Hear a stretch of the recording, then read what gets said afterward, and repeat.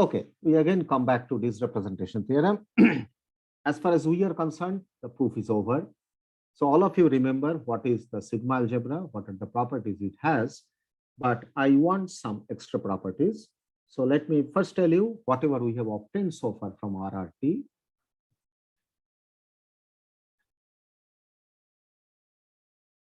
So you have a positive linear functional lambda given from CCX to C, which is positive linear. X is locally compact Hausdorff. X locally compact.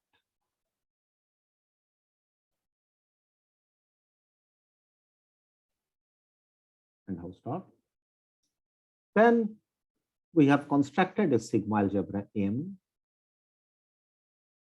It actually contains something called MF.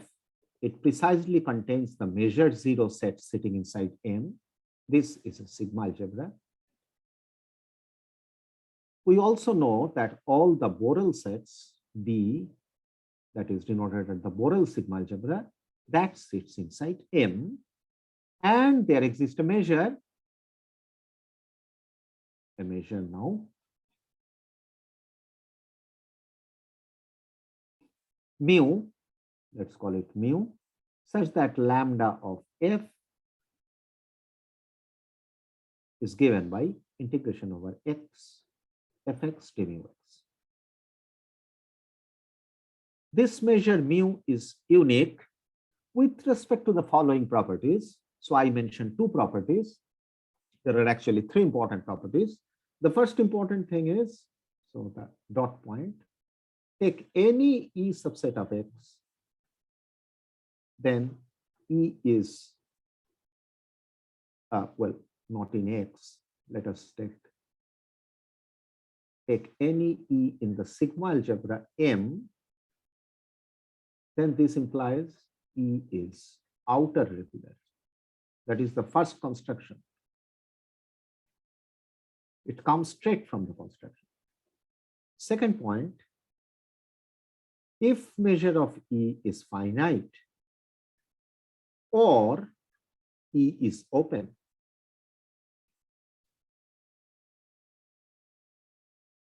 and of course, I'm assuming E is in M,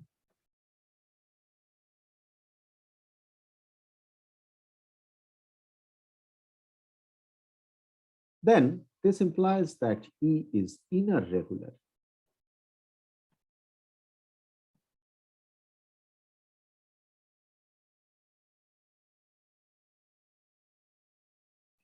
And this representation theorem also gives a third point, that is, if E is in M, that is in the sigma algebra, and A is any subset of E, if measure of E is 0, then A is also in the sigma algebra. And in that case, obviously, measure of A is 0 by monotonicity. So the crux of the matter in this third point is that if you take a set E in the sigma algebra, which is of measure 0, then any subset of E is also in the sigma algebra. Now let's fix the notation. The sets which are in the sigma algebra are called measurable sets. So in that case, using this language, the third point basically says that all subsets of measure 0 sets are measurable. So by this, what we mean is that this is called the completeness of the measure. Okay, these are the 3 points we have obtained. All of you are clear about it, that these are the things which are the main takeaway from this representation theorem. Okay.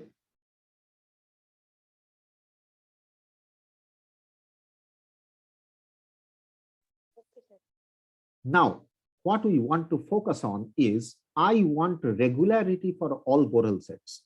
That means I want regularity for all sets E, outer regularity for all sets E which are in the sigma algebra, that I of course have here. But I also need inner regularity for all subsets E which are in M, but something is prohibiting me from there. That is basically this point. that unless E is open or measure of E is finite, I cannot have inner regularity. I don't like this condition. So this is a condition which I want to improve.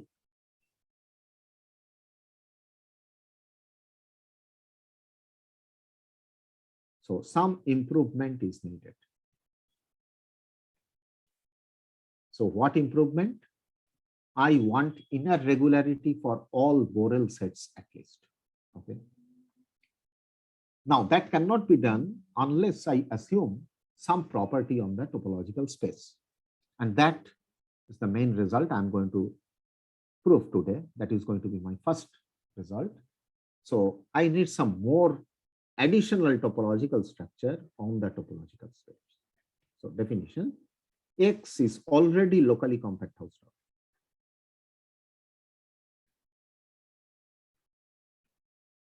This I assume. I also assume that X is sigma compact. X is called sigma compact.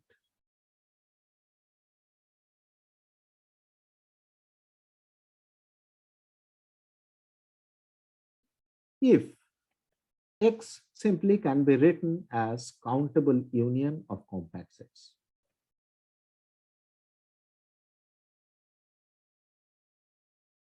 Where this Ki is subset of X and is compact. I assume this property. This is the definition. So what is an example of a sigma compact space? Obvious example, and that is which one is bother us, take X to be equals to Rd. That is the d-dimensional Euclidean space. On this, you have the standard norm called D2. So take 2 points, X and Y. They now have d many coordinates. So you simply define the standard Euclidean metric, that is I from 1 to d, xi minus yi square power half, the standard Euclidean distance. Now this metric induces a topology which we call the usual topology.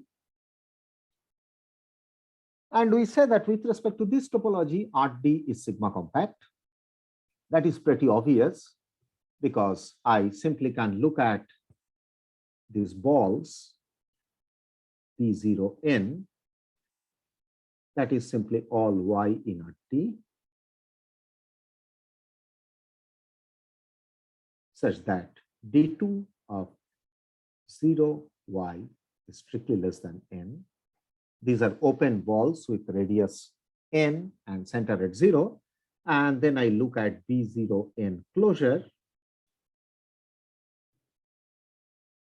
This turns out to be all y in Rd. These things we know, such that d2 0y is lesser equals to n. These guys are compact by Heine-Borel theorem because it's closed and bounded. And of course, whole Rd is union n from 1 to infinity B0n closure.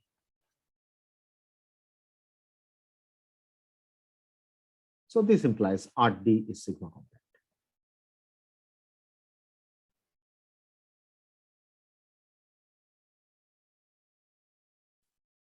Okay.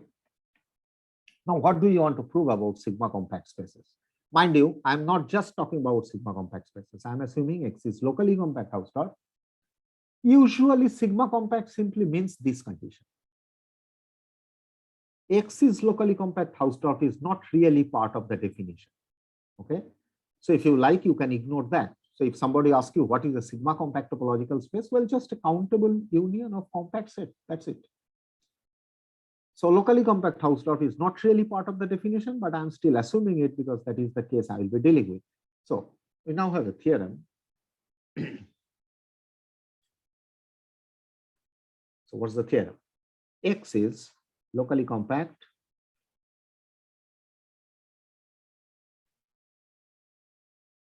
Hausdorff and also sigma compact.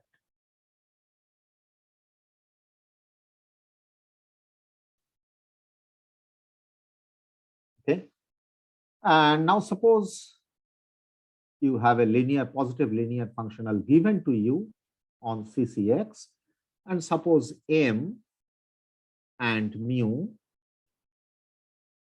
are constructed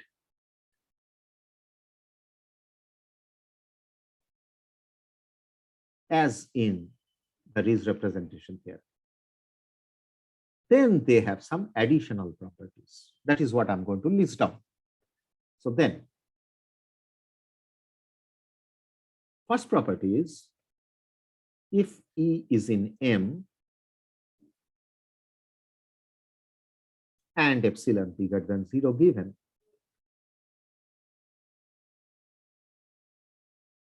then there exists a closed set F closed and an open set V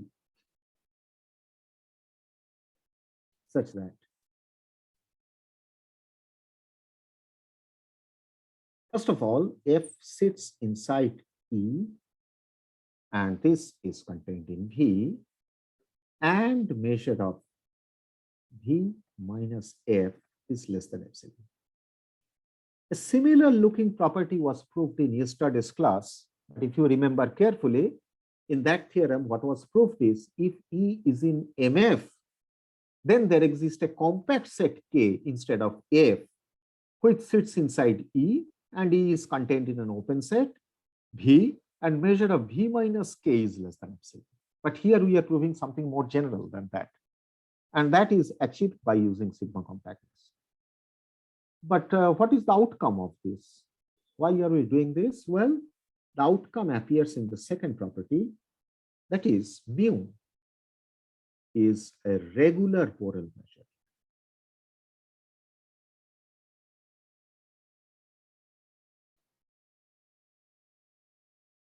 This is the genuine improvement. Why? Can anybody explain to me why this is a genuine improvement?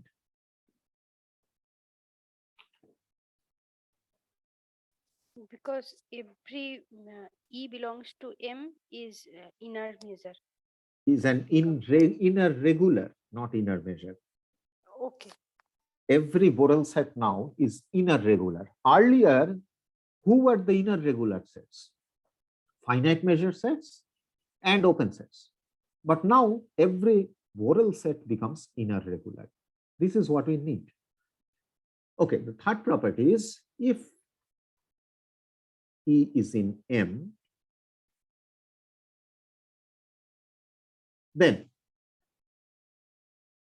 there exists F. Okay, let me not call it F. F I have used for closed sets. I need some other symbol. There exists, okay, a F sigma set called A and a G delta set called B, such that E is sandwiched between A and B, that is A subset of E subset of B, and measure of B minus A is equals to 0. Okay. So what is an F sigma set? Well, F sigma set is countable union of closed sets. And what is a G delta set? G delta set is countable intersection of open sets. Now this C has an interesting corollary. C implies the following. So if E is in M, then you get this F sigma set A and a G delta set B. Can you think of any sigma algebra where does this A and B belong? Except M. Any other sigma algebra can you think of where A and B belong? Borel sigma algebra. Of course, correct answer. Because A is actually countable union of closed sets, and all closed sets are in the Borel sigma algebra. So A is in the Borel sigma algebra. By the similar logic, B is also in the Borel sigma algebra. So C implies if E is in M, then I can write E as A, which is sitting inside E, union the extra portion, that is E minus A. This is a disjoint union. And notice what is measure of E minus A. Well, it is certainly lesser equals to measure of B minus A, because B is a bigger set than E, and that is 0. That means measure of E minus A is 0. So what does that imply? Well, it implies that the difference between the sigma algebra capital M and the Borel sigma algebra is actually very small. That is, elements of M are precisely certain Borel sets, that is F sigma set, union measure 0 sets. So M is actually union of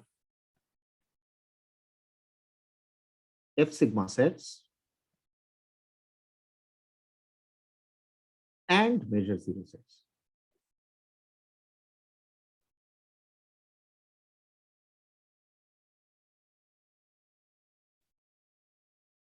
So roughly speaking, just to have advantage of our thinking process, what I'm trying to say is, when I think of elements of M, which is a pretty complicated sigma algebra, this result tells me that don't think in a complicated fashion, that any M is almost an F sigma set.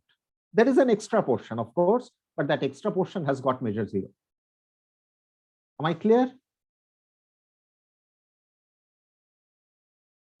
Yes, sir. Okay. Yes, sir. Let's now get into the proof of A part. What does A say? Let's quickly have a look. Well, A says that some sigma element in the sigma algebra is given, called E, some epsilon is given. I have to sandwich my E between a closed set and an open set, such that the difference of the measure between the open set and the closed set is less than epsilon. Okay, so just remember this. I have to sandwich my set E between a closed set and an open set. Open set is bigger, and the difference between these two sandwiching sets is less than epsilon. Okay, so we start the proof.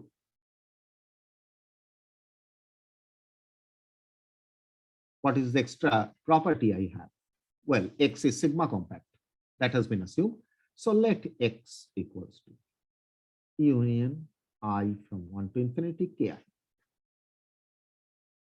because it is given to be sigma compact. Great. Each Ki is compact. So let E is an element in M given to me, and an epsilon bigger than 0 given. What can I do? Okay, what I can do is I can decompose my E into compact sets. So let E equals to union I from 1 to infinity E intersection Ki. I can always do that. So I have decomposed my set into E intersection Ki. The advantage is E intersection Ki now is a set of finite measure, because every compact set has got finite measure. So let's note it down. So measure of E intersection Ki is finite for all I. That is the advantage of having sigma compact property. Okay, so then I say, so there exists Vn open. Let's quickly change the notation, otherwise I will land into trouble. Let's quickly change it to N.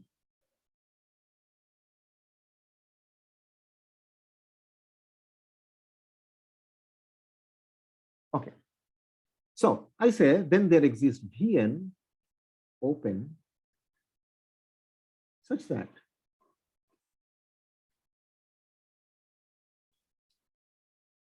E intersection Kn is a subset of Vn, and measure of Vn minus E intersection Kn is less than epsilon by 2 to the power n plus 1. Can you tell me what did I do? Why did it happen? It happened because I'm using inner regularity, outer regularity. Because by description of the measure coming out of Friis representation theorem, any damn set is outer regular.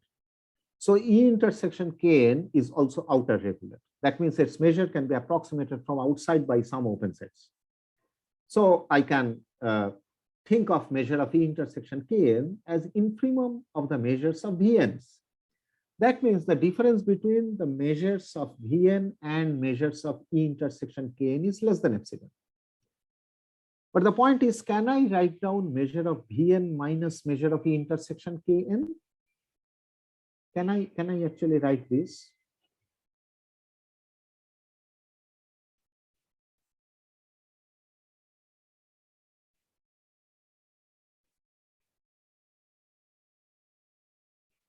This equality is not a problem because this is by disjointification. But suppose your mu Vn is infinity.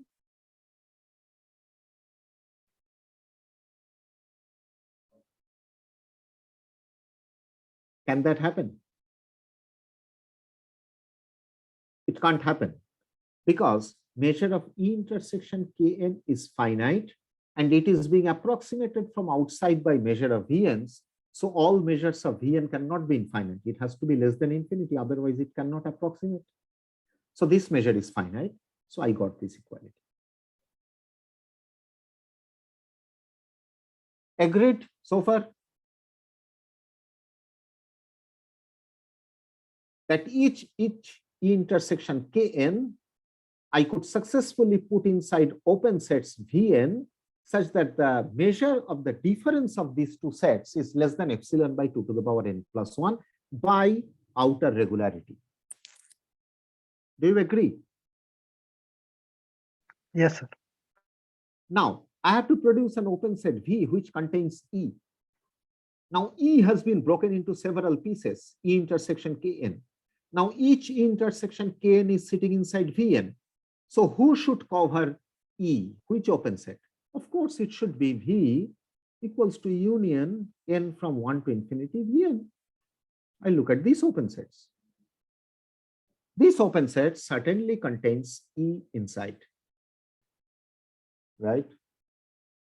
And not only that, and if I look at V minus E, this is simply union n from, now this is elementary set theory, what I'm going to use.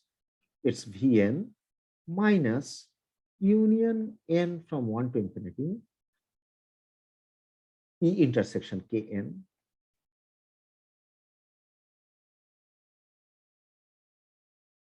Well, I cannot really write it to be equal to, but I can certainly write that this is subset of union n from 1 to infinity Vn minus E intersection Kn.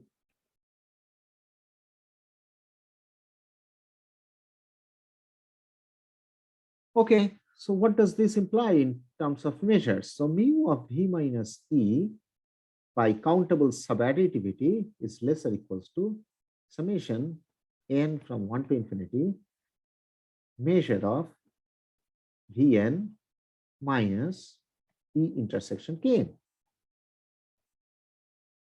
But this difference is less than epsilon by 2 to the power n plus 1. So this is less than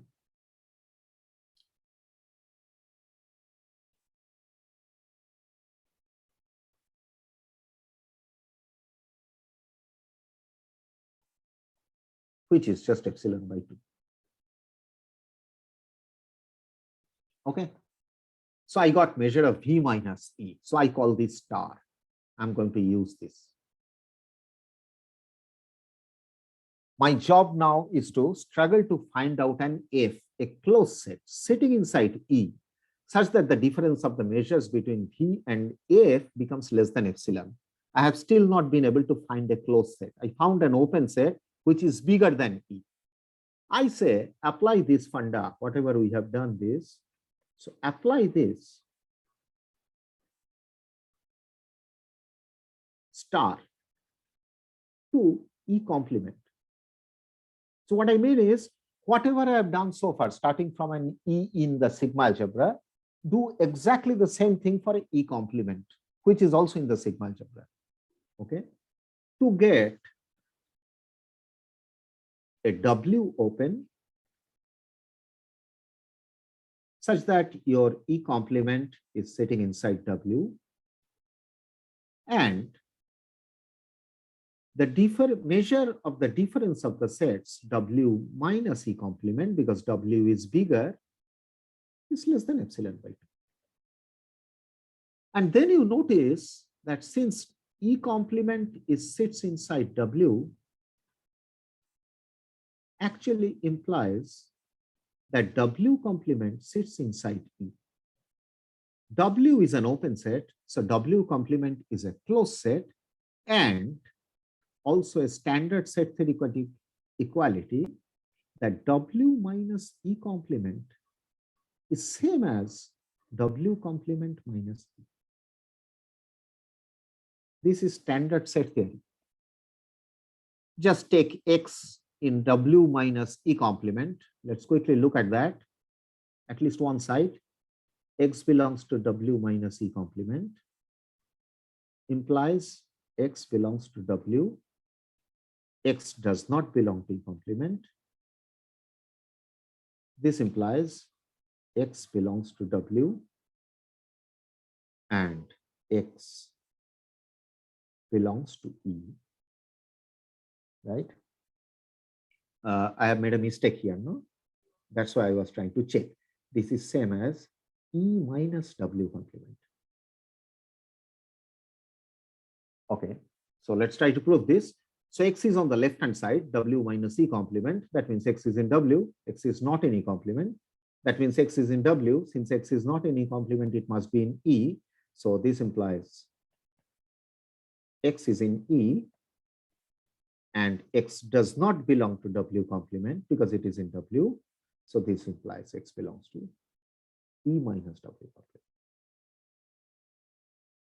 Exactly the same way the other side containment follows.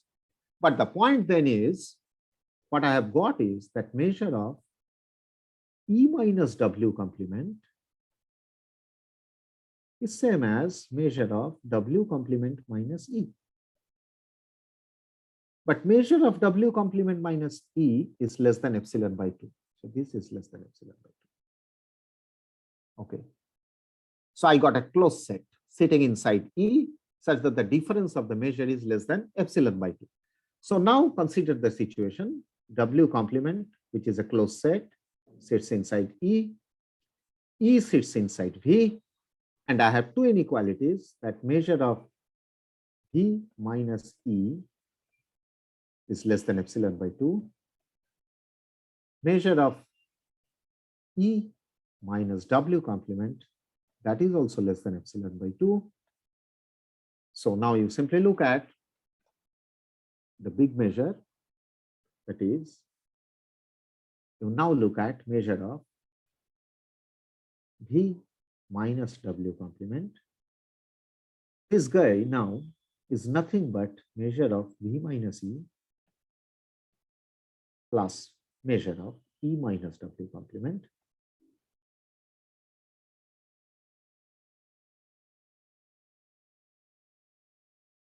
Set theoretic difference, which is less than epsilon by 2 plus epsilon by 2 equals to epsilon.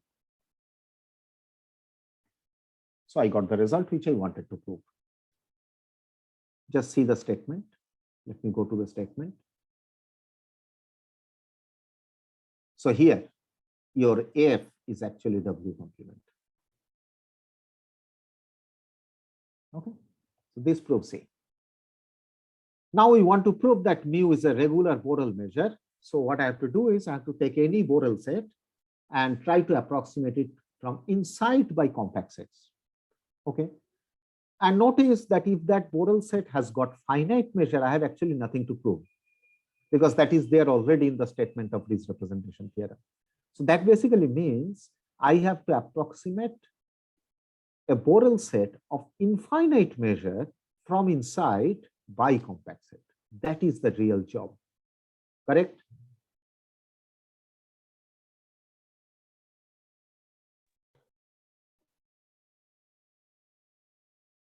Do you agree? Yes, sir. Yes, sir. Okay, so let's go on, try to prove this. Okay, so proof of P. So let's say E is in M. I'm actually proving it for all sets in the sigma algebra. And let us say I take an alpha which is less than measure of. Also assume measure of E is infinity. So it is saying something like take a natural number and try to produce a compact set. So my job is to find, let me write down what I want to do, to find a compact K sitting inside E such that measure of K is strictly bigger than this alpha. That would do the job, right? Great. So first, what I know from the previous setup, get a closed set first.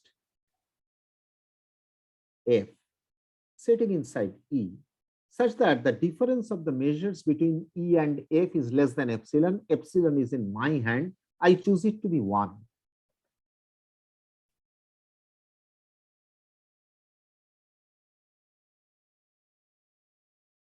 I choose some such closed set. The point of choosing a closed set is that a closed set intersection a compact set is always a compact set. That is the whole point. Okay. So I choose a closed set. How did I do that? Okay, by A. So I get some set. And then I break this F using sigma compactness. This F now is union n from 1 to infinity, F intersection Kn. Because the whole space is union of Kn. Now the point is F intersection Kn is a closed subspace of Kn. So F intersection Kn is compact. Is compact for all F.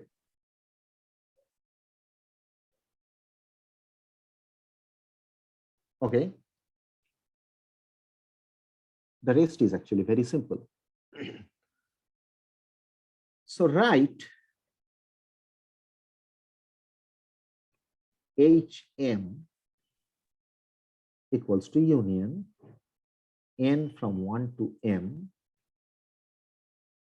F intersection Kn. So it's a finite union of compact sets. Hence, this is compact. Also, this is increasing, that is HM subset of HM plus 1. Okay. And can anybody tell me what is this? If I look at this union of HMs, what is it going to be?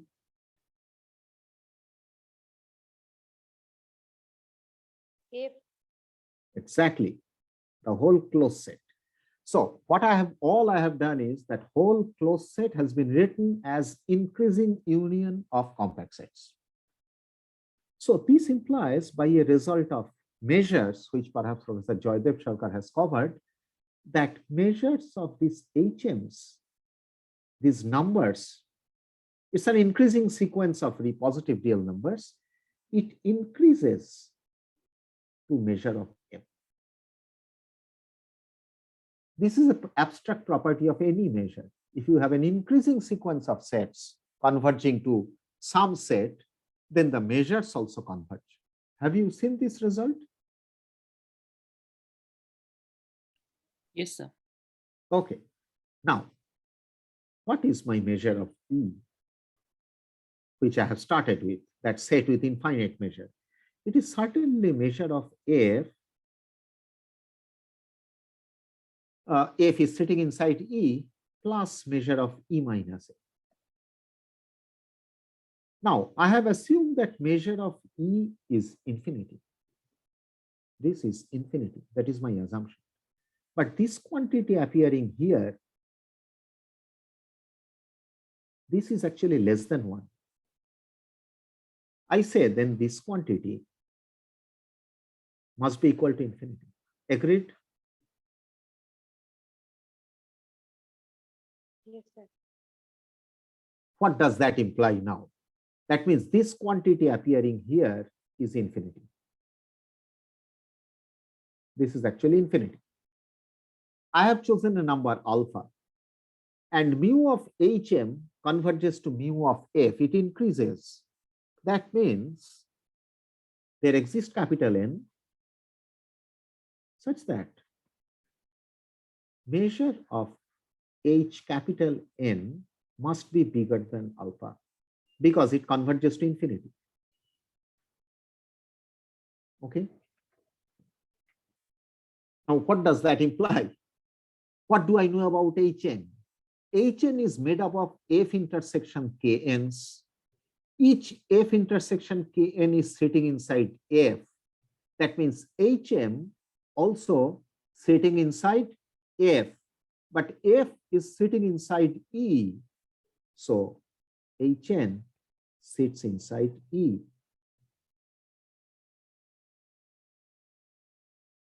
Hm being finite union of compact sets. It's compact.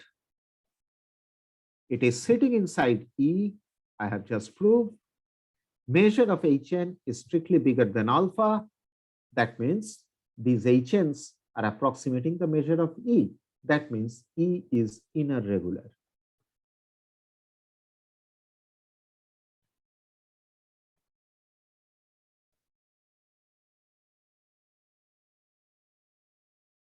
This completes the proof of part B. Let us just look at the statement and see that we got it.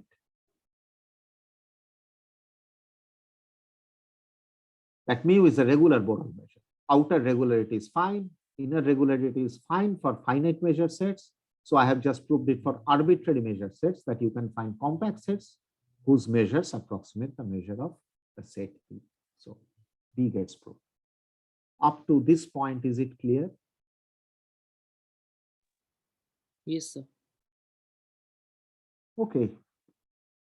Now the last part, this F sigma G delta. So given any set E, I want to sandwich it between a G delta set and an F sigma set such that difference of these two sets has got measure 0. That means they are pretty close to each other. Okay.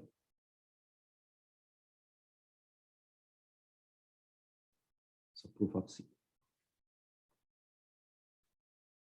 I want to apply A. So apply A with epsilon equals to 1 by n. I will write down what I mean. To get, this is what actually is said, to get a closed Fn and open Vn such that Fn sits inside E, is contained inside Vn, and measure of Vn minus Fn is less than, I want to take epsilon equals to 1 by n. So this is less than 1 by n. Okay. Now simply take your A to be equals to union over n Fn. So this is certainly sitting inside E. Take your V to be equals to intersection over n Vn.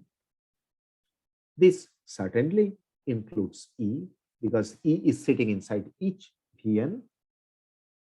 So your A is F sigma because it is countable union of closed sets. Your V, well, not V, the notation is B. Okay, let's write B. then your B is G delta.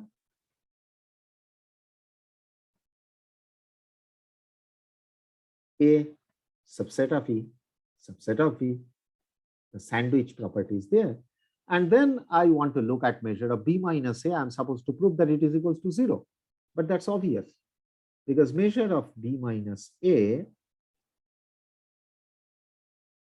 is certainly lesser equals to measure of Vn minus Fn. Because B is after all intersection of the Vn's and A is union of the Fn. Simply apply De Morgan. But this guy is less than epsilon, 1 by n. And that's true for all n. So this tells me that measure of.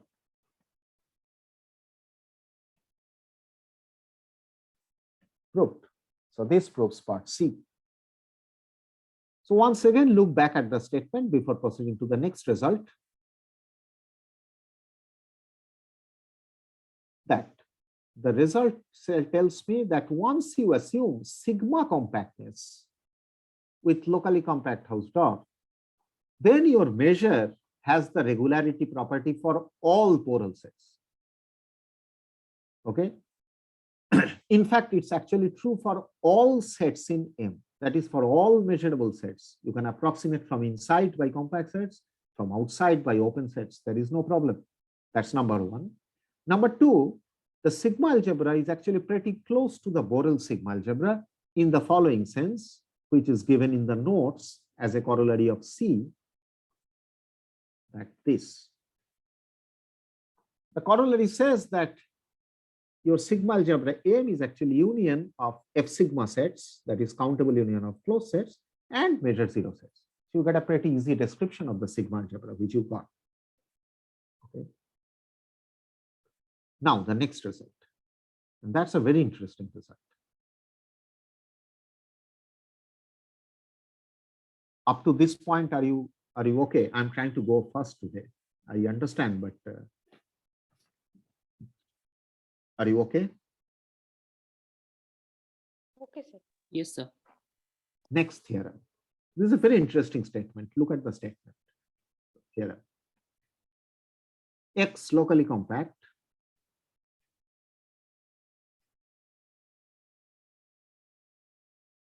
Hausdorff and a stronger property. Every open set is sigma compact.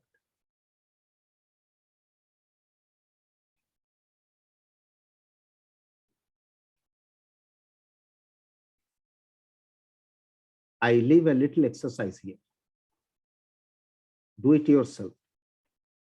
In the tutorial section, it will be discussed that RD has this property.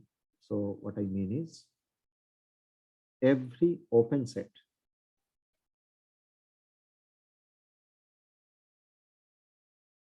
in RD is sigma compact.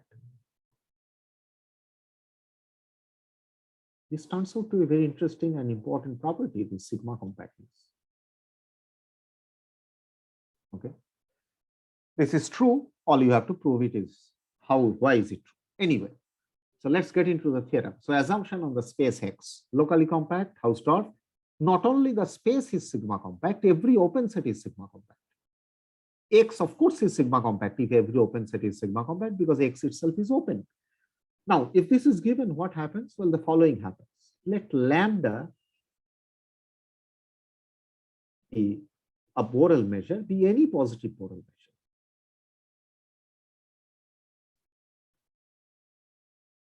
Nothing to do with Riesz representation here. Any positive Borel measure.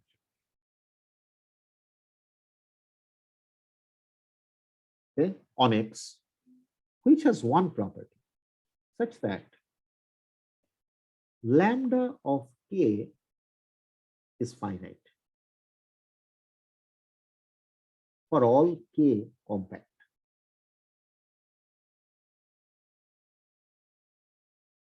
Of course, K subset of X. Okay, so I know nothing about the measure. It's a positive Borel measure. It has the property that measure of any compact set is finite. That much is given. Conclusion is then lambda is regular.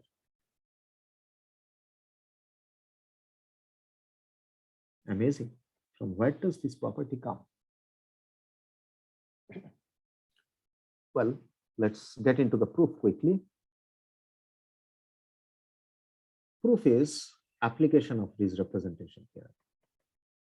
Define a positive linear function first, big lambda, from CCX to C. It's exactly this technique which we'll use to produce Lebesgue measure. So how do you define lambda? Well, define lambda of f. A measure is given to you, so you can actually integrate a function. So define it as integral over x, fx g lambda x. That is integrate with respect to the given measure. Okay. Now then, lambda is a positive linear function, right? Because lambda, little lambda is a positive measure. So if I assume f non-negative, the integral is also non-negative. That means big lambda f is non-negative. So this is a positive linear function. Why does the integral make sense?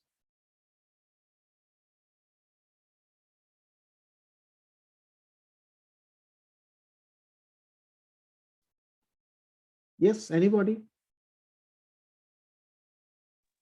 Because f is a compactly supported continuous function, and we know compact set has measure finite. This property. So this property is needed. Without that, you cannot define this lambda. Fantastic. Very good. Okay. Now what happens? Well, given any positive linear functional, I know from this representation theorem, a nice measure appears with a sigma algebra, which contain Borel sets, right? Let's call that mu, which has some amount of regularity already inbuilt in that. So by RRT,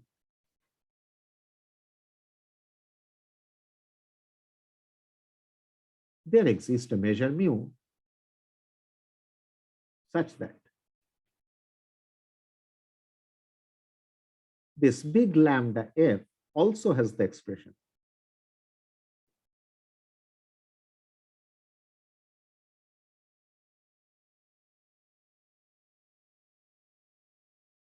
mu has regularity property. What kind of regularity property? Well, I have used sigma compact, so mu is regular.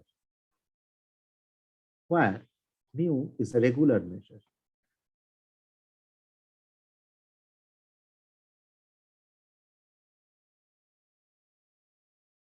Defined on a bigger sigma algebra, which contains Borel sets.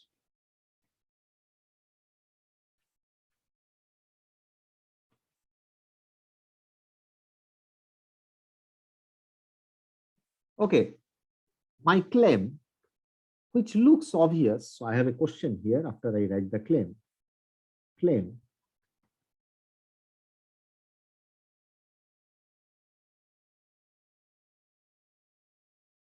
my question now.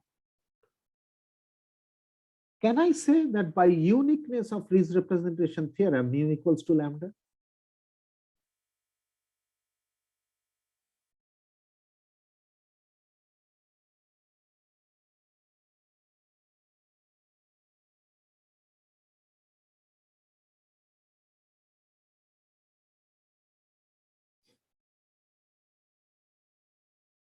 Yes.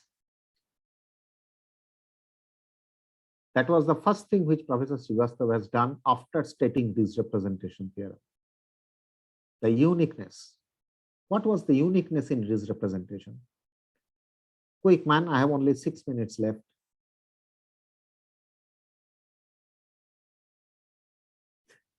Well, the uniqueness in this representation theorem says that if the positive linear functional is given by some other measure, let us say mu1, and if mu1 satisfies all the regularity properties given in this representation theorem, then mu equals to mu1.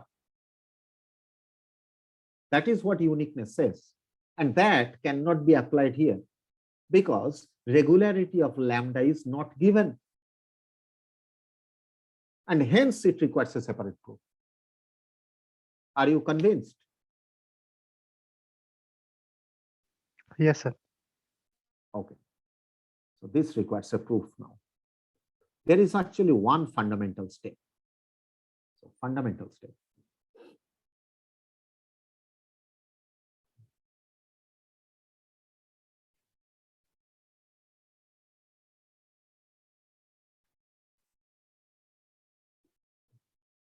If V subset of X is open,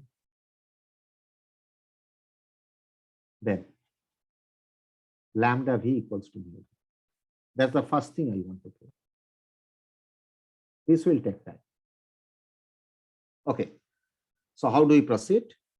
Well, every open set is sigma compact. So V is also sigma compact. So write V as union I from 1 to infinity Ki. Ki compact.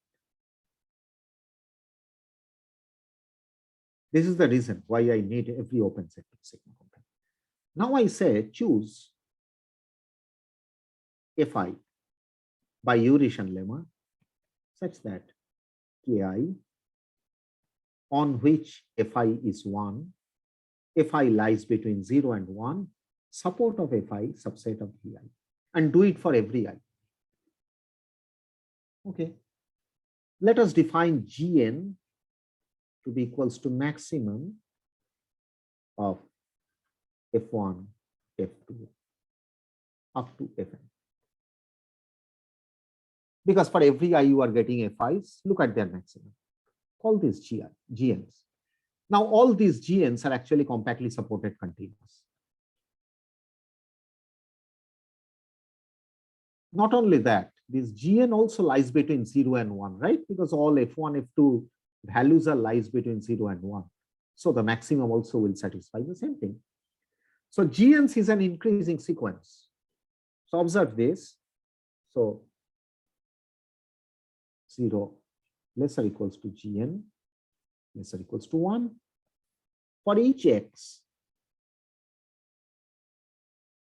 in V, if I look at the sequence of numbers Gnx, this is an increasing sequence.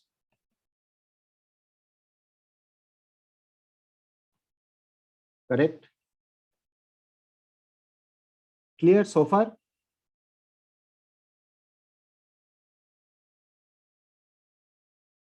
Yes, sir. Now, Gnx is an increasing sequence and it is bounded above by 1. That means it must converge. Where does it converge?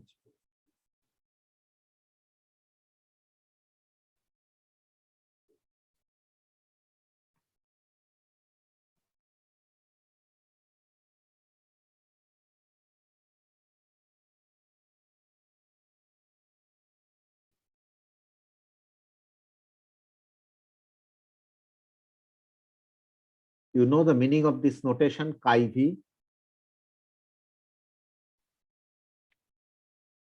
It's a character. Yes, sir. Indicator function. That is chi v x is 1, if x is in V, 0 otherwise. Magically. From where does it come? Well, just to see this, fix any x in V. Fix x in V. That implies x must be in one of the compact sets Ki because V is union of compact sets. That means the Fi which you looked at, which was identical equals to 1 on Ki, so Fix is 1. So this implies Gnx is 1 for all x, for all n bigger than or equals to I. So that proves it. So it converges and it converges to chi v.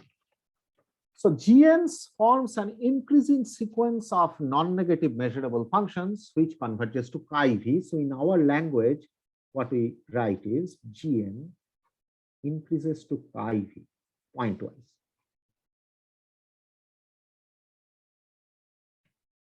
The stage is set to apply the monotone convergence theorem, which we call MCT. So by MCT, which is a monotone convergence theorem, what I get is mu of v, I know that is nothing but integration over x chi v of x d mu x. I know this is same as integration over x limit n gnx d mu x. So far, I haven't done anything. I have just written things down. And now the monotone convergence theorem tells me that the limit comes out of the integral.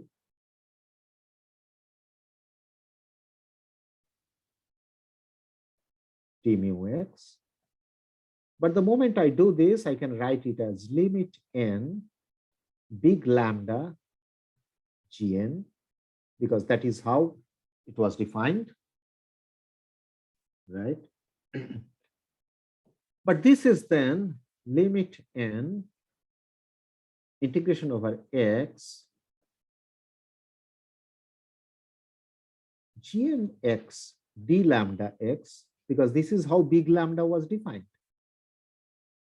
Again, apply monotone convergence theorem. Limit again goes inside. It is integration over x limit n gnx d lambda x. The only thing is mu has changed to lambda now. But then this is integration over x chi v x d lambda x. That is equals to lambda v. So I have just proved mu v equals to lambda v. So for all open sets, they agree. Now I have to prove regularity. So if E is subset of X, I already know both the measures lambda and mu agree on open sets. And now I will try to approximate by open sets to show regularity. So if E is subset of X is Borel, if this is a Borel set, then by outer regularity,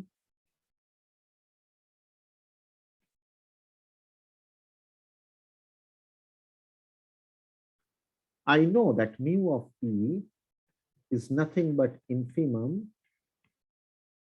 mu of V. V contains E, V open.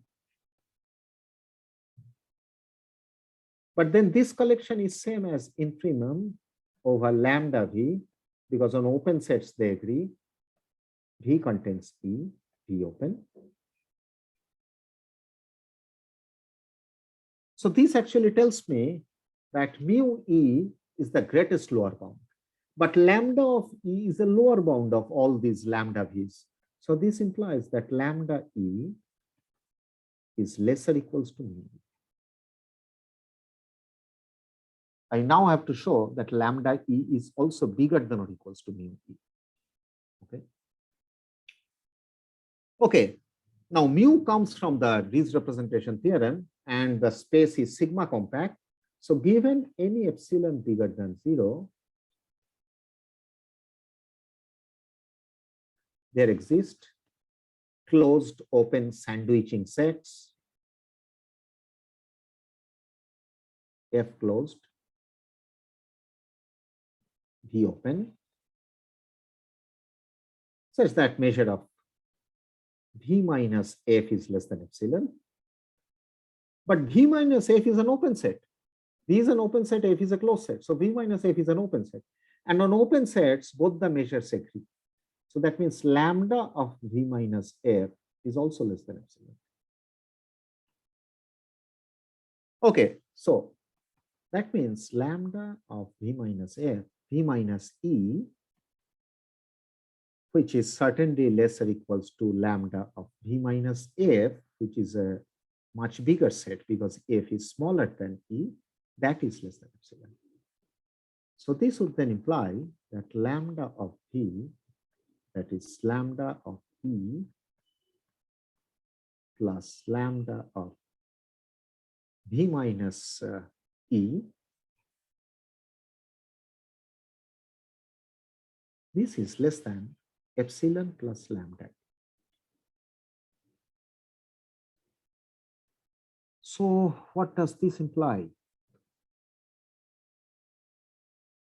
the set V and lambda E has this property. Okay. So that means mu of E, which is certainly less or equals to mu of V, that is equals to lambda of V, because on open sets they agree. By the previous step, this is less than lambda of E plus epsilon. Epsilon is arbitrary. E is a given set. So this clearly implies that measure of E, mu of E, is less or equals to lambda.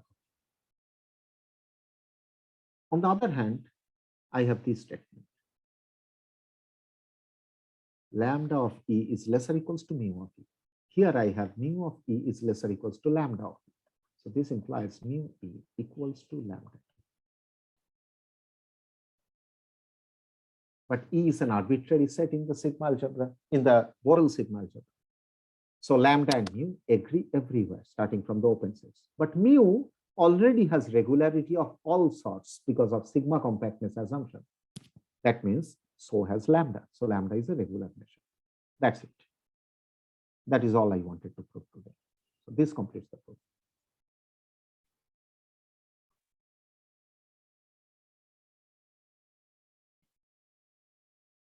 This is pretty funny, that you have an arbitrary measure lambda, you know nothing else except that it is finite on compact sets. If your space is locally compact Hausdorff and every open set is sigma compact, it immediately follows that lambda has all the outer regularity and inner regularity property with respect to Borel sets, and I will be using it. If you have any question, you can ask me, otherwise we will end the meeting.